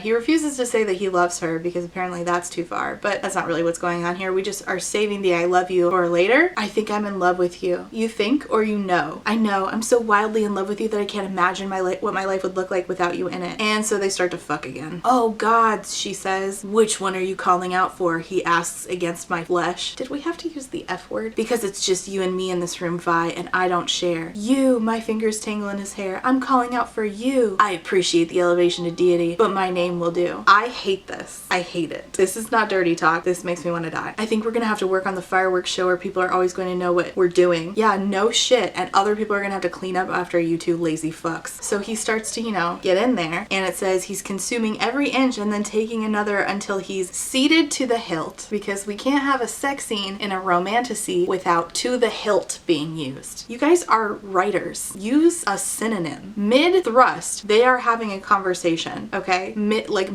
getting it in there, they're having conversations, and I'm like, I wish I was here for none of this. This is not even relevant to what's happening. It's not relevant to anything. They're just talking about stuff mid-thrust. I don't need to be here for this. Keep that to yourself. Well, then somebody starts pounding out on the door after they've been having like coitus multiple times, right? They've just been getting it on, which like good for them. I just wish I wasn't here for it. And then somebody's banging on the door, and Zayden says, somebody better be dead if I get out of this bed, Garrick. And he says, I think there's a lot of people dead, which is why they're calling the full quadrant to formation, jackass. And I'm like, oh, people are dead? Finally, it's gonna get exciting. Finally, the sex is over, and now we get to murder. Grab your flight leathers, and you better bring Sorengale with you too. We're under attack. attack. They're not under attack. That was said for literally no fucking reason. Chapter 33. The inability to control a powerful signet is just as dangerous to a rider and everyone in their vicinity as never manifesting one. Major Offrenda's Guide to the Rider's Quadrant, Unauthorized Edition. I'm not really sure what Unauthorized Edition means, to be honest with you. Chapter 33. He repeatedly calls her the death of him, which honestly, I wish she would be.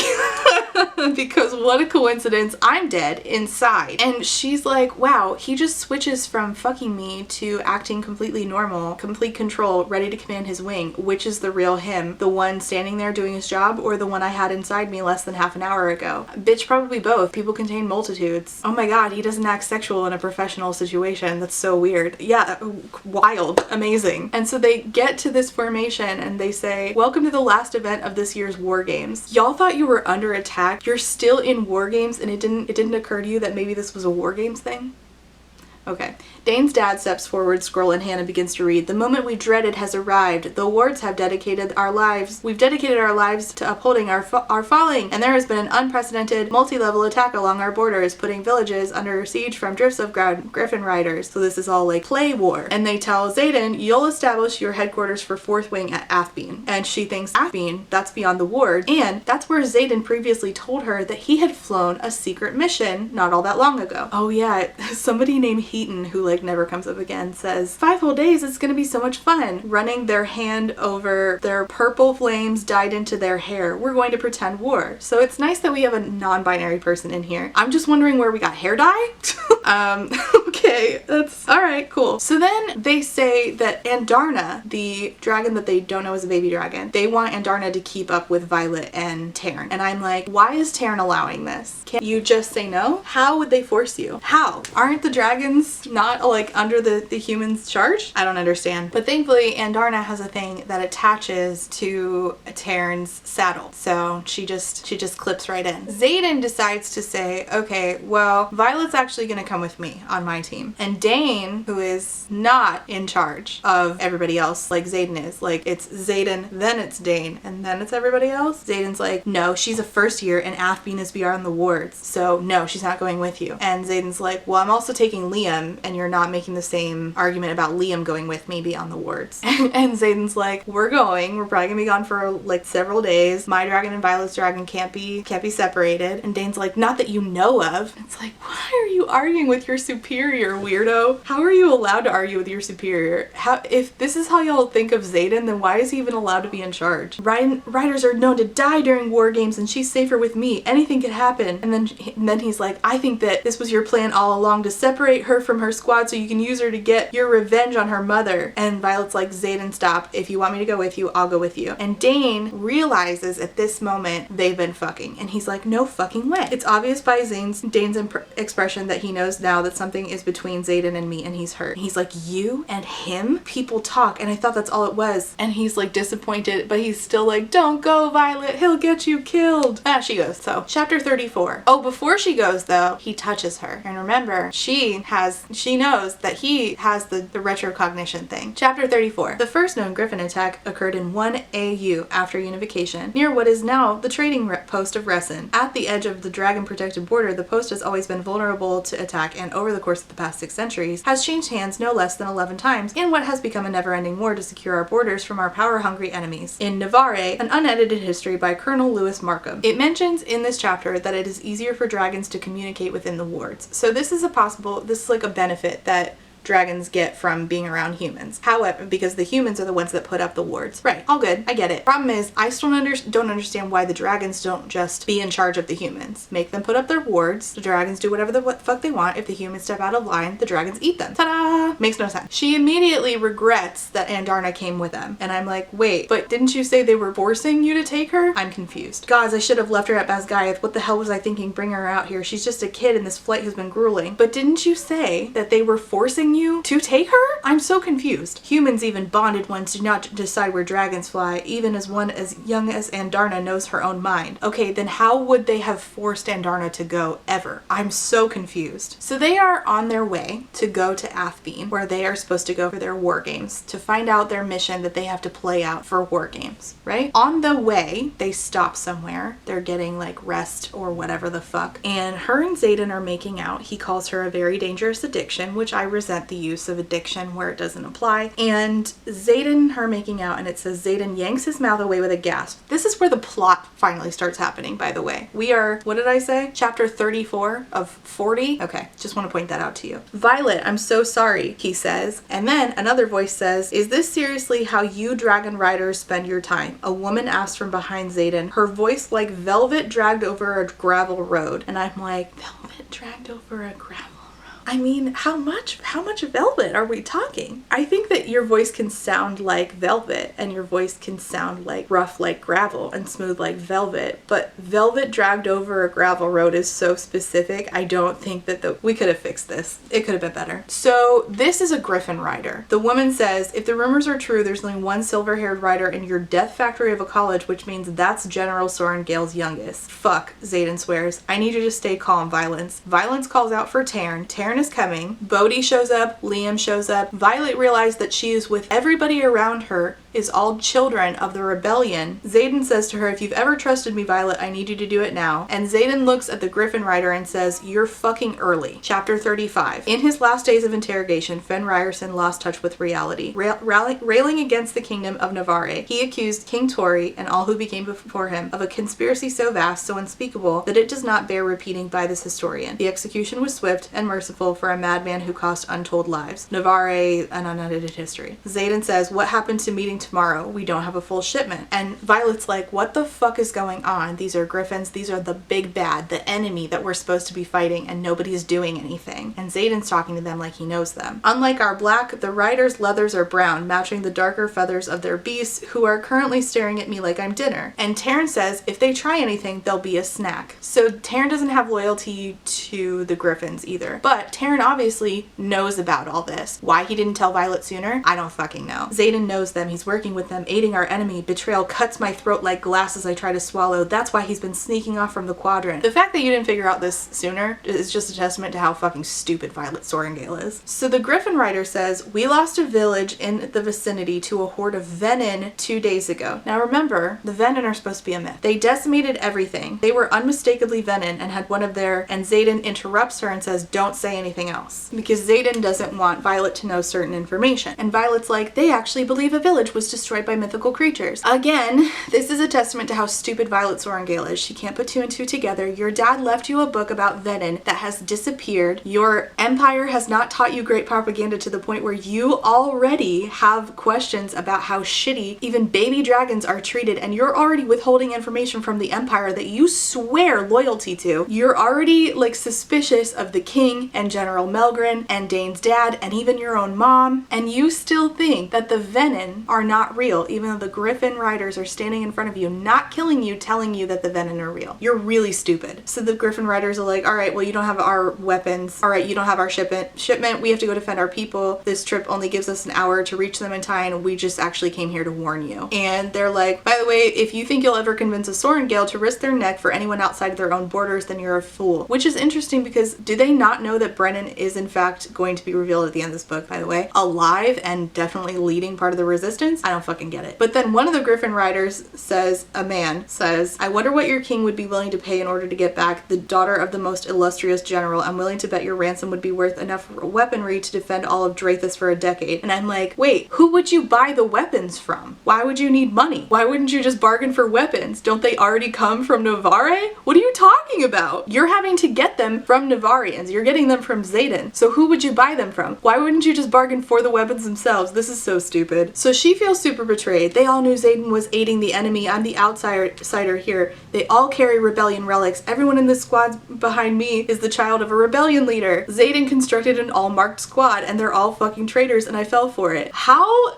the War College ever let Xaden construct a squad ever with more than 2 rebellion relic kids is beyond me. Y'all don't trust them, but you let them hang out. You could have just put them in the infantry. I'm gonna keep saying it. Instead, you put them in a position where they would have magic powers riders and dragons. What? And now she's also mad at her dragons because they knew. You both knew what he was doing. And Darna says, we both chose you. And she's like, yeah, but you knew. Okay, so ask them very basic questions. Why would they do this? Why would they aid them? Is there something wrong with Navarre? Where are their loyalties? Instead, she asks nothing, just like she doesn't the whole time. Because the longer we put off giving Violet basic information, the longer the drama can go on, which is the worst tactic to do to your readers. She's mad at Liam, who's supposed to be her friend, and Liam's like, we're friends, Violet, but I owe Xaden everything. And she's like, you think, and he thinks that, she thinks that they're betraying the kingdom. And Xaden, she tells him, you're working with Griffin Riders? You're such a cliche, Xaden. You're a villain hiding in plain fucking sight. And he says, actually, they're called flyers. I would just like to point out something to you.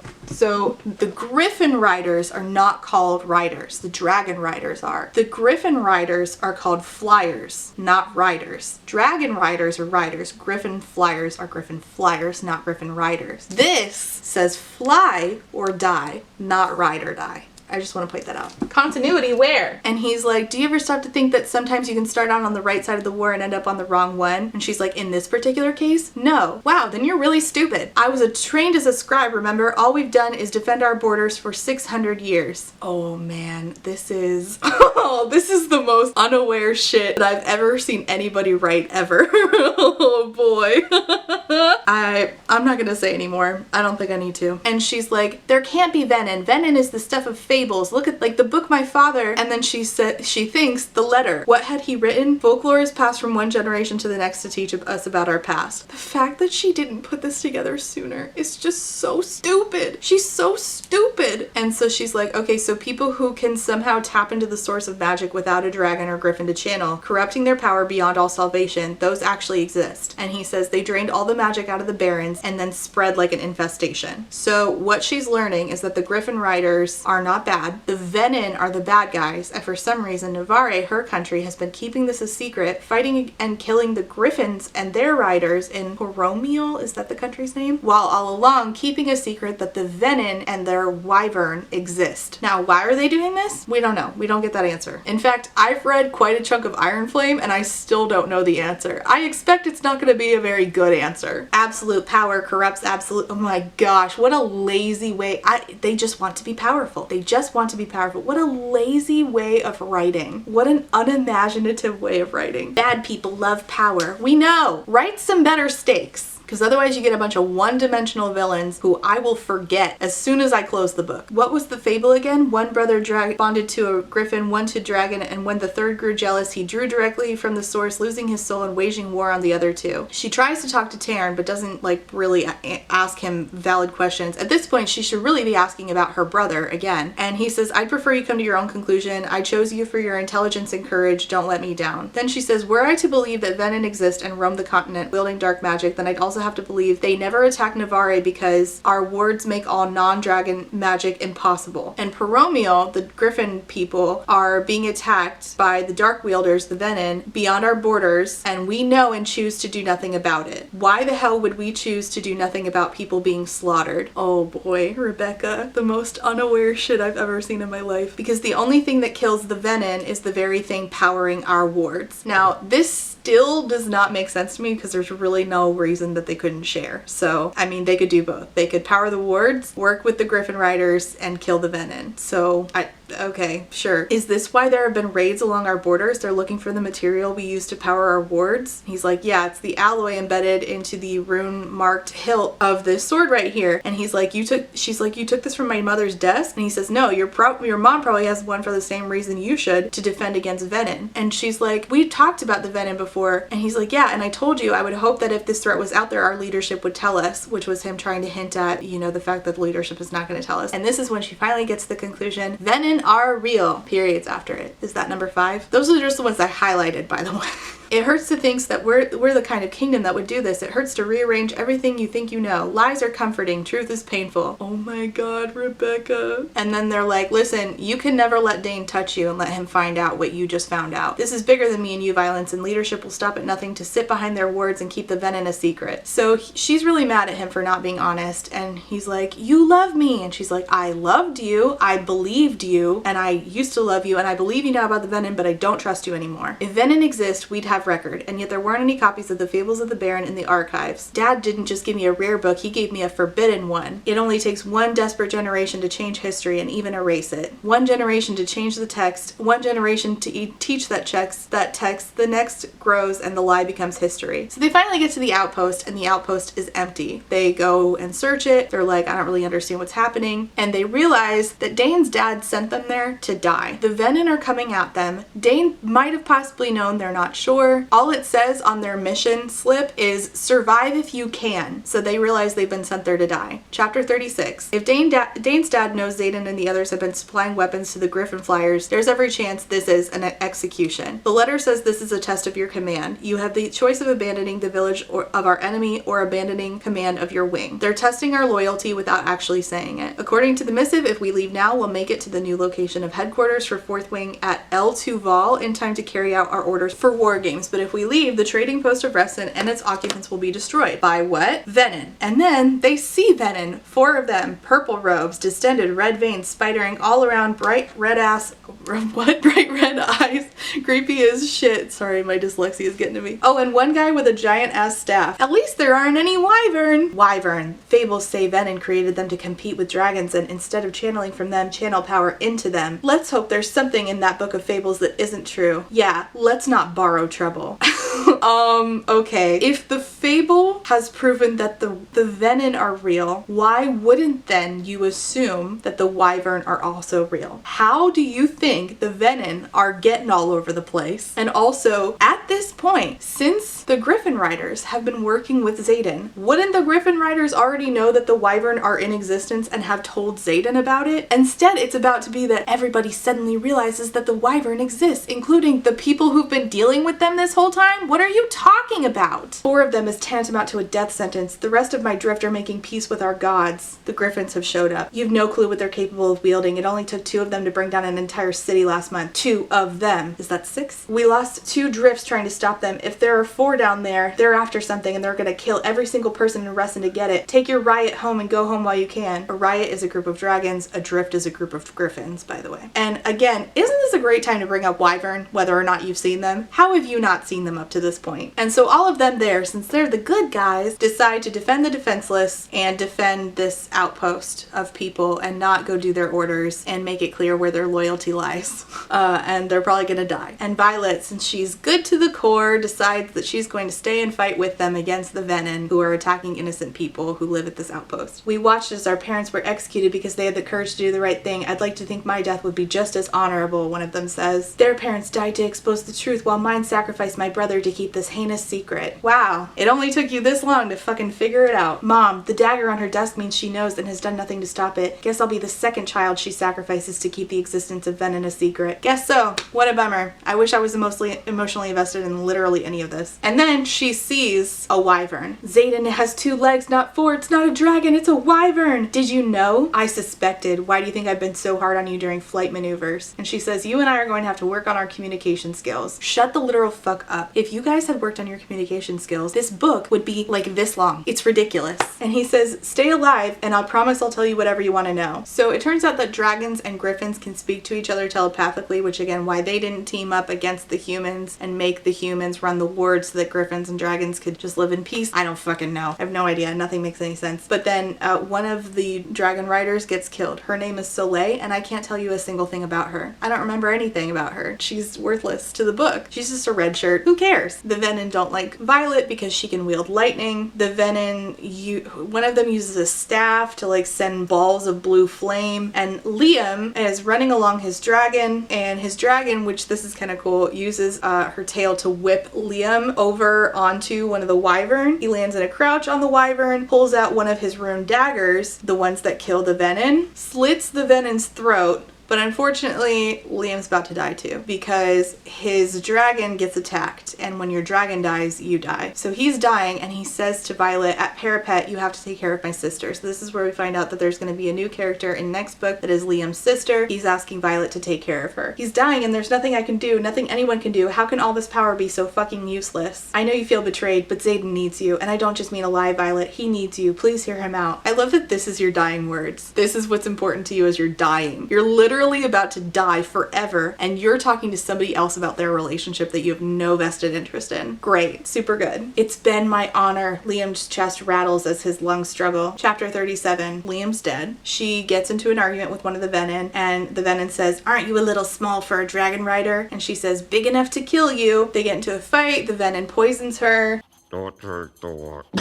She kills the Venin and she falls. Chapter 38. Andarna has stopped time with what strength she has left. I'm on her back falling because she isn't strong enough to carry me, but she's brave enough to fly into this battle. Xaden tells her that she has to fight the poison. How do you fight poison? How would you... Okay.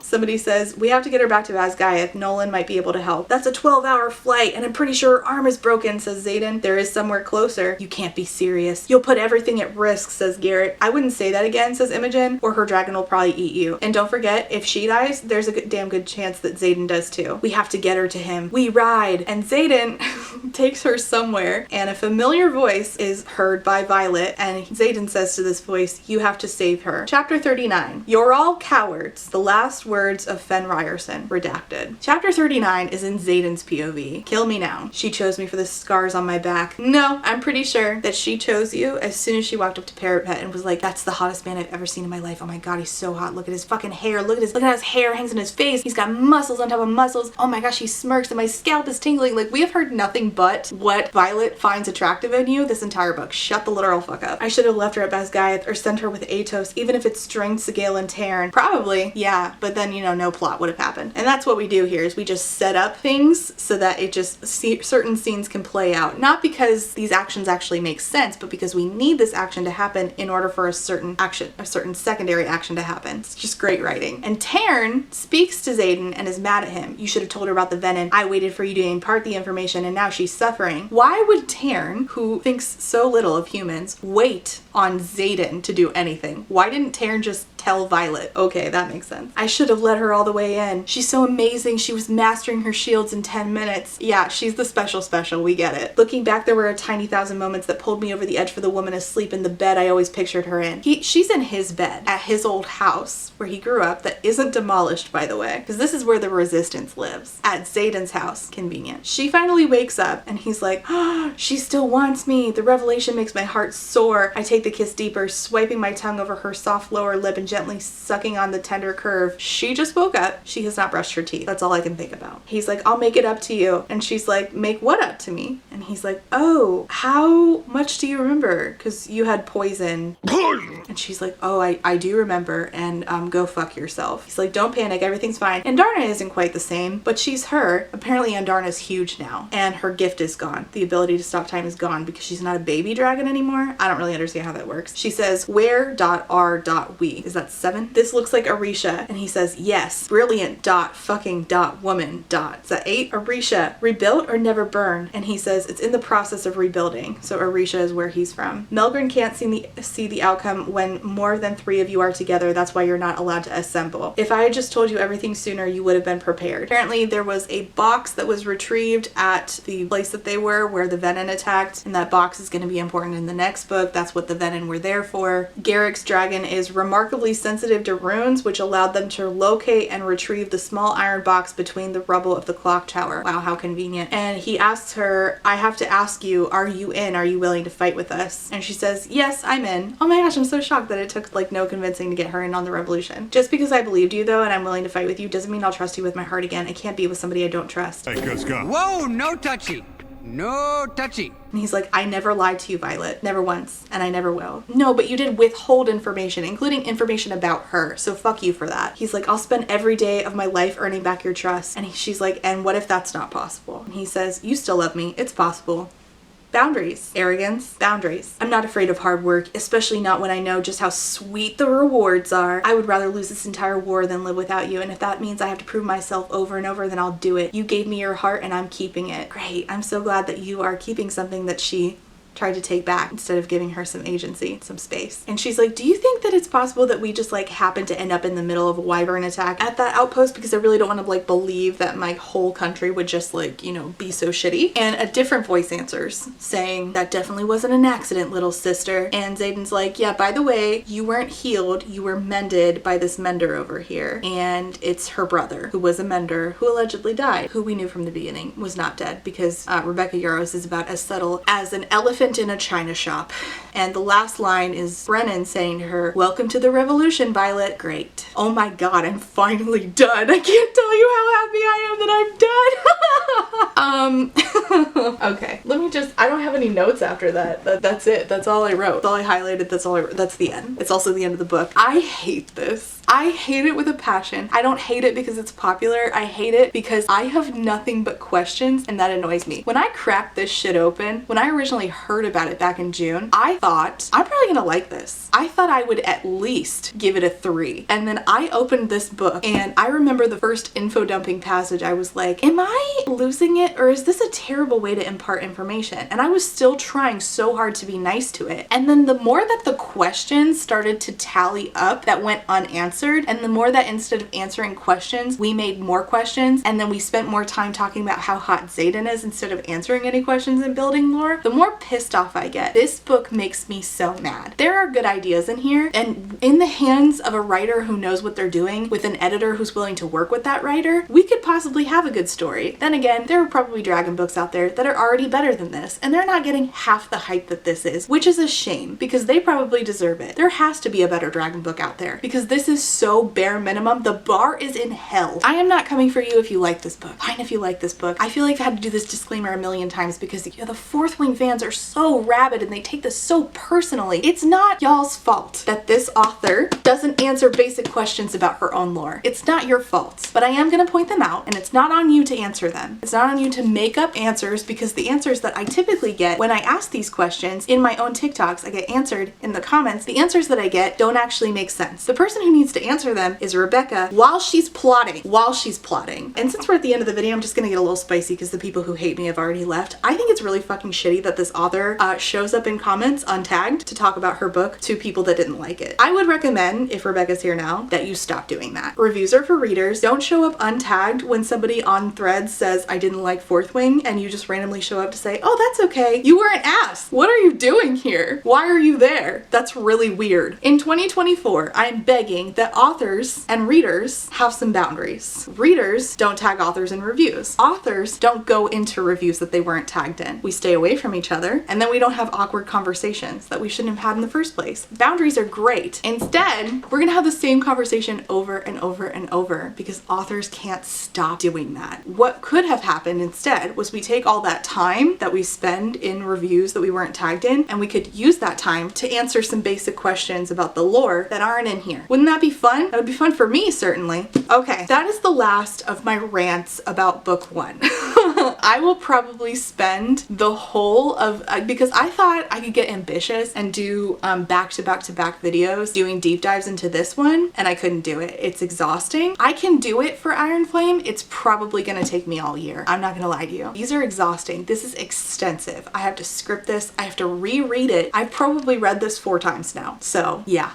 I have to reread it. I have to reread Iron Flame. I already read like 60% of it, I think. Oh boy. So I have to reread Iron Flame in order to do the next book deep dives, because I'm not willing to do it if I'm not going to do it all the way. If I don't do it exactly the way I'm picturing in my head, I will throw everything away, because it has to be exactly the way I'm picturing it, which is what I did with this series on this book. I did deep dives. I will do deep dives on Iron Flame, but just know that it's probably going to take me 9 months to a year to get it done, which I think the next book doesn't come out until December, so that works out for me. Okay, so I'm looking forward to seeing you for Iron Flame. Until then, I do have a few friends who did Iron Flame reviews, so I can leave those below. Wow, what a time. It was the best of times when I wasn't reading this book, and it was the worst of times when I was reading it. So thank you so much for being here. I appreciate your patience. I'm sorry this took so long. What a time, am I right? Okay. Okay, I'm gonna go now. I'm gonna go talk about a better book somewhere. Okay, thanks so much. See you next time. Bye. Bye. We're finally done. We're finally done. Yay. I'm so happy. Can you believe how long this took me? All right. I am here to say thank you for being a friend to my Therapy Bills patrons. And those are Alexander, Cami, Chris, Christine and Bean, DJ Rocktopus, Ellie, Aaron with 2 E's, Eric, JC Murphy, Jack, Jesse, Jill, John E, Julie D, Kellano K, Casey McKenzie, Kate W, Caitlin M, Quinn, Lady Kittybug, Lemon Jelly, Lex, Mixer Boneless, Night Owl Reader, Alice, Rachel C, Rain, Reese, SJ, Samar, Scarlett, Shadow Auntie, hi Peggy, Shiny, SMK, Steph Bowen, 2 Orbit, Chai Guy, and the Salem T. Lynn.